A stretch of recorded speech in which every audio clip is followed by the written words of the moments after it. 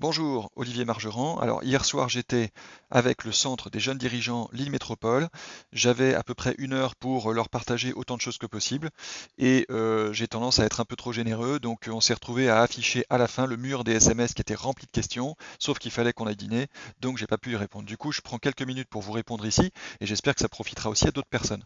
Alors je vais mettre la liste des questions dans la description de la vidéo, sous la vidéo, donc ça vous permet de naviguer plus vite vers votre question s'il y en a une qui vous intéresse en particulier. Vous pouvez naviguer dans la vidéo. N'oubliez pas aussi que vous pouvez gérer la vitesse, donc en x2. Je parle déjà assez vite, mais en x2 c'est assez rigolo. Allez-y, je vous invite à tenter l'expérience, c'est-à-dire qu'une vidéo de 5 minutes va durer que 2 minutes et demie. Alors c'est parti. Il y a tellement d'outils. Comment se synchroniser avec ses clients et fournisseurs en travaillant sur les mêmes outils? Sinon, cela contribue à une perte de temps, non? Bah, toujours la même méthode. C'est quoi l'objectif? L'objectif, c'est de se simplifier la vie. C'est pas de convaincre l'autre d'utiliser un outil. Ça, on s'en fout. Donc, c'est Telegram, WhatsApp, Facebook Messenger, on s'en fiche à la limite. Moi, je vous ai parlé de Telegram hier, mais en fait, dans l'usage, il y en a 10 ou 15 qui sont similaires. Ce qui compte, c'est que vous allez vous simplifier la vie, et vous allez aussi proposer à votre interlocuteur de le faire. Si lui n'a pas l'impression de se simplifier la vie, évidemment qu'il ne va pas vous suivre. Mais je prends l'exemple de Digital Collab. Quand on commence à travailler avec un client, bien souvent, on a besoin de s'organiser avec lui. Donc on a besoin par exemple de la liste des contacts qui sont impliqués dans le projet.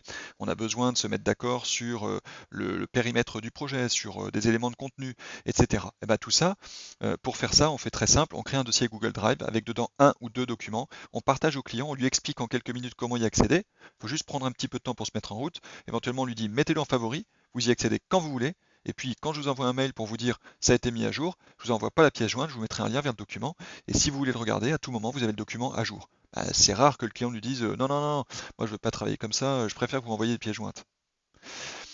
Tu ne travailles qu'avec des gens habitués aux ordinateurs et téléphones portables, pas obligatoirement simple de les amener aux messageries instantanées. Là encore, on ne veut pas amener les gens aux messageries instantanées. On veut se simplifier la vie. On veut se simplifier la vie. Simplifie-toi la vie, simplifie-toi la vie. Donc ça veut dire viser un besoin ou un problème précis. Si on simplifie la vie des gens, bah, qu'il s'agisse de messagerie instantanée ou de n'importe quel autre outil, ils sont ravis d'adopter l'outil. C'est plus une question de savoir s'il faut l'outil ou pas. C'est ah, je vais pouvoir partir en week-end plus tôt. C'est ah, je vais finir mon projet à temps. Ah, ça va me coûter moins cher. Ah, ça va être moins pénible. Ah, je ferai moins d'erreurs. Ah, je me ferai pas engueuler, etc., etc. Donc si le bénéfice est évident, on y va. Si le bénéfice n'est pas évident, alors là, on voit tout de suite les inconvénients et on n'y va pas. Et c'est pour ça que les cimetières de projets informatiques sont remplis d'outils géniaux qui n'ont jamais servi à personne. Quel changement de posture cela implique-t-il pour le dirigeant et pour le collaborateur? Pour le dirigeant, je dirais il fait ce qu'il veut.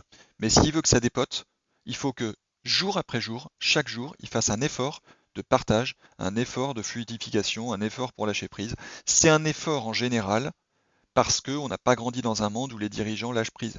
Mais hier, Lionel était un bon exemple d'un dirigeant pour qui c'était naturel, parce que de toute façon, il aurait dû se forcer à mettre des barrières et à être coercitif. Et encore, il nous a dit, je ne partage pas encore tout, mais c'est des efforts pour chacun d'entre nous d'aller au bout.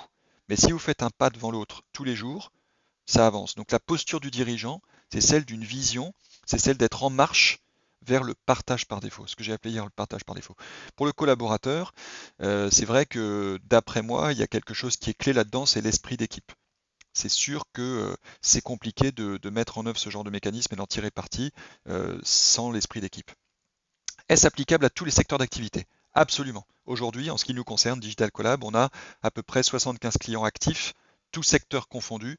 Je ne connais pas de secteur qui fasse exception, sauf peut-être les secteurs les plus en pointe sur la sécurité, et c'est 1 ou 2% des entreprises, peut-être.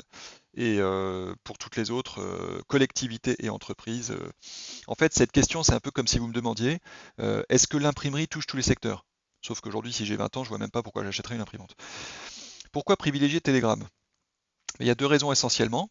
D'abord, séparer pro et perso, parce que vos collaborateurs n'ont pas forcément envie de voir votre trombine entre leurs conversations personnelles, et ils utilisent déjà WhatsApp à titre personnel, souvent. Puis la deuxième raison, c'est que Telegram offre des tas de possibilités que WhatsApp n'offre pas.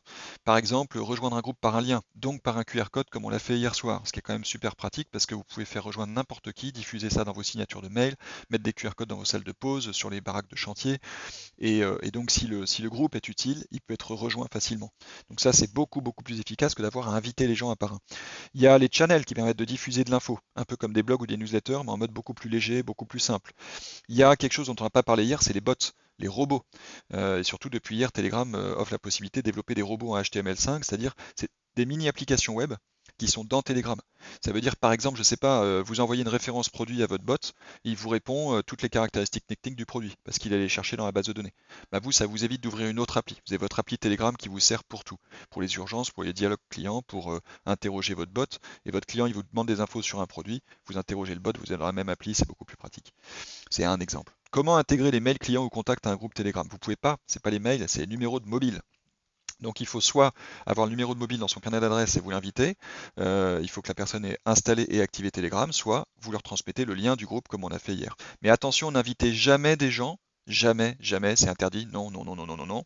Jamais vous n'invitez des gens sans les prévenir ou sans être explicite sur l'objet du groupe. Parce que sinon, pour eux, c'est juste un truc de plus. C'est comme tous les réseaux sociaux où on vous a invité depuis 15 ou 20 ans. Et à chaque fois, vous dites, j'en ai marre de recevoir ces invitations.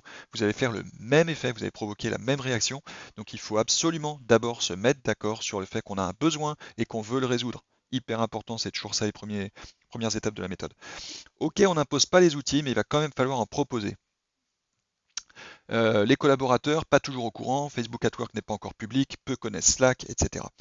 Eh bien oui, il n'y a pas besoin de Facebook at Work ou de Slack, hein, il y a plein d'autres outils, de Telegram à Google+, les communautés, en passant par tout ce que vous voulez, par WhatsApp, Facebook Messenger, etc. Mais c'est la raison pour laquelle nous, Digital Collab, on a évolué dans notre métier depuis 18 mois. Avant, on essayait de vendre des projets et de simplifier la vie des gens, mais en décidant à l'avance ce qu'on allait faire. Et ça, c'est pas possible parce qu'en général, on n'est pas en phase avec les priorités des personnes. Donc si vous voulez que vos collaborateurs bougent, c'est pas vraiment les outils qu'il faut leur proposer, il faut leur montrer des possibilités, je dirais ça comme ça. Il faut montrer plein de possibilités plutôt que proposer des outils.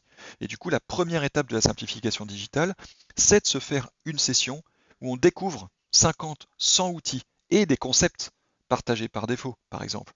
Passer de mes documents à Wikipédia, partager plutôt qu'envoyer. Voilà, c'est des concepts de base avec lesquels on prend conscience que peut-être ça vaut le coup de travailler à simplifier, et donc on va choisir l'usage sur lequel on veut simplifier la vie. J'ai pas tout bien compris. Bon, désolé, il ne faut pas hésiter à me re-questionner. Olivier, comment s'appelle ton outil qui te permet de caster ton téléphone? C'est Reflector, mais avec mon confrère Frédéric Soussin, on recommande AirServer si vous avez un iPhone ou un iPad. Je ne m'étends pas sur les raisons ici, il faut qu'on avance. Je ne trouve pas l'appli Zurich, c'était Trello. Mais Zurich, c'était le nom du board, créé aussi avec Frédéric Soussin pour un cas d'entreprise imaginaire. Il y a énormément d'applications à portée de main. Comment connaître facilement et sans perdre du temps les applications qui peuvent nous faire gagner du temps et nous permettre d'être plus efficaces dans nos organisations? Difficile de répondre comme ça à cette question, c'est un peu comme si vous me disiez comment recruter le meilleur collaborateur qui a plus de compétences que celle qu'on cherche et qui quittera jamais l'entreprise et qui va devenir le nouveau DG, etc. Je dirais d'abord c'est un métier, bon, c'est mon métier, mais ce qui est important c'est d'imaginer comment on aimerait travailler. Pas d'abord d'aller se plonger dans les outils. C'est d'abord comment on voudrait travailler au plus simple. Par exemple, la semaine dernière, on a un client qui nous a dit on cherche une plateforme communautaire, on cherche une plateforme de MOOC, on cherche un outil avec des diagrammes de perte pour gérer nos projets. Et en fait, avec les outils existants, en l'occurrence pour la plateforme communautaire et la plateforme de MOOC, c'était Telegram et YouTube, donc des outils gratuits et légers. Le client a trouvé que ce qu'on a imaginé était génial. Ça a demandé une demi-heure de boulot. C'est juste qu'il faut toujours penser au plus simple et non pas essayer de traduire en mots-clés pour trouver l'outil qui est fait pour ça, qui fait papa-maman, mais qui est trop compliqué, trop lourd. Trop lourd, c'est surtout ça, et trop rigide. Votre entreprise va évoluer plus que vous ne l'imaginez. Donc prenez des outils agiles, des outils souples, des outils dont vous pourriez vous débarrasser sans état d'âme. Telegram, on peut l'abandonner sans état d'âme parce qu'on n'a pas trop investi dessus. Le contenu, on s'en fiche, on n'a pas besoin de le capitaliser, on veut avancer. Et l'outil nous a rien coûté. Donc on peut demain le quitter et passer à autre chose. Quand un produit est gratuit, c'est en fait nous le produit. C'est un raccourci de dire ça, mais bien souvent, si l'outil est gratuit, il y a deux raisons. Soit, comme par exemple dans le cas d'Apirine qu'on a vu hier, je dirais, il y a trois raisons en fait. La première, c'est comme Apirine, c'est gratuit parce qu'ils sont en test et ils sont en train d'essayer de décider ce qu'ils vont rendre payant ou ajouter comme fonction payante. Ils ont annoncé en 2015 qu'ils deviendraient payants en 2016. On est en octobre, ils sont toujours pas payants, profitons-en. La deuxième raison, c'est un peu comme Trello par exemple, c'est qu'il y a différentes versions. La version gratuite permet de donner envie. Vous créez un projet, vous invitez vos copains, vos collègues, donc ils vont tous venir, comme c'est gratuit, c'est facile. Et plus il y a d'utilisateurs, plus il y aura d'utilisateurs payants.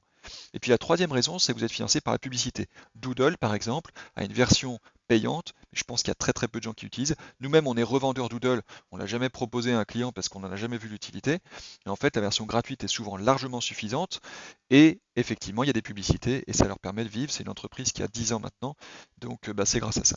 On peut faire une recherche par mots-clés combien de temps après sur Telegram. Et même quand on a quitté une conversation, eh ben, en fait, il n'y a pas de limite de temps du moment qu'on a accès au contenu, mais par définition, si on a quitté la conversation, on n'y a plus accès. Donc si vous voulez pouvoir chercher dans un groupe, il faut rester dans le groupe. Comment ça marche à l'international? Là, j'avoue que je ne comprends pas la question parce que je ne sais pas s'il s'agit d'un outil en particulier ou d'un mode de fonctionnement. Ça m'intéresse de creuser, de mieux répondre à cette question, mais il faudrait me la préciser. Notamment parce que Digital Collab est une entreprise complètement en réseau. On n'a plus de bureau depuis fin juillet 2016.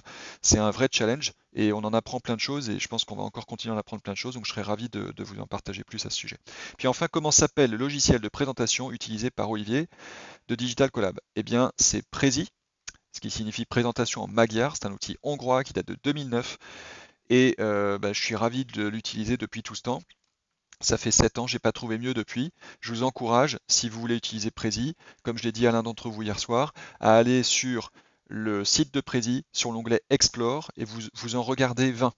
Et ça va vous faire vous acclimater, vous aider à comprendre, à mieux comprendre le concept et à pouvoir repenser la manière dont vous présentez les choses à vos interlocuteurs. C'est du travail, il faut y aller à petits pas.